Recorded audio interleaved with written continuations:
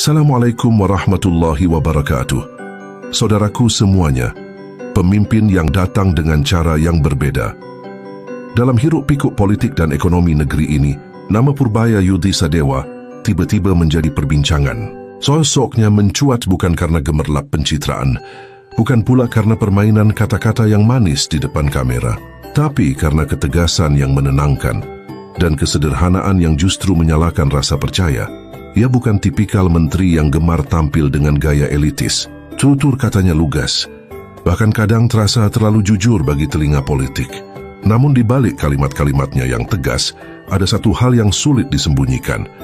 Niat baik untuk menata negeri dengan cara yang jernih. Sebagian orang menyebutnya teknokrat sejati.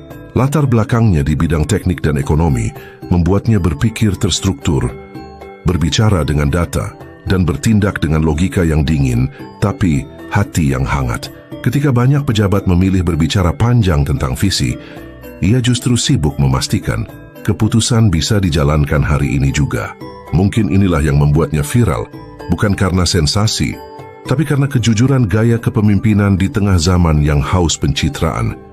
Dan bila kita meniliknya dari kacamata Islam, muncul pertanyaan yang lebih dalam. Apakah gaya kepemimpinan seperti ini tegas tapi sederhana, cepat tapi tetap berhati, selaras dengan nilai-nilai kepemimpinan yang diajarkan dalam Al-Quran? Dan jika saudaraku merasa konten ini bermanfaat, silahkan share, like, dan subscribe agar banyak orang merasakan manfaatnya. Dalam Islam, kepemimpinan bukan soal jabatan atau panggung. Ia adalah amanah, sebuah beban yang akan ditanya di hadapan Allah. Rasulullah pernah bersabda, "Setiap kalian adalah pemimpin, dan setiap pemimpin akan dimintai pertanggungjawaban atas yang dipimpinnya." Hadis riwayat Bukhari dan Muslim. Maka seorang pemimpin sejati bukan yang paling banyak berbicara, melainkan yang paling banyak bekerja untuk kebaikan umatnya. Dan mungkin itulah yang sedang dicoba ditunjukkan oleh sosok seperti Purbaya.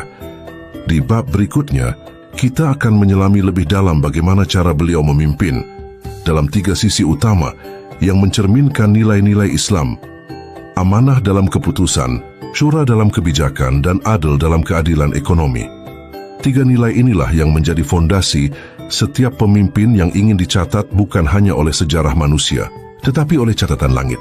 Amanah dalam keputusan, ketegasan yang bernilai ibadah.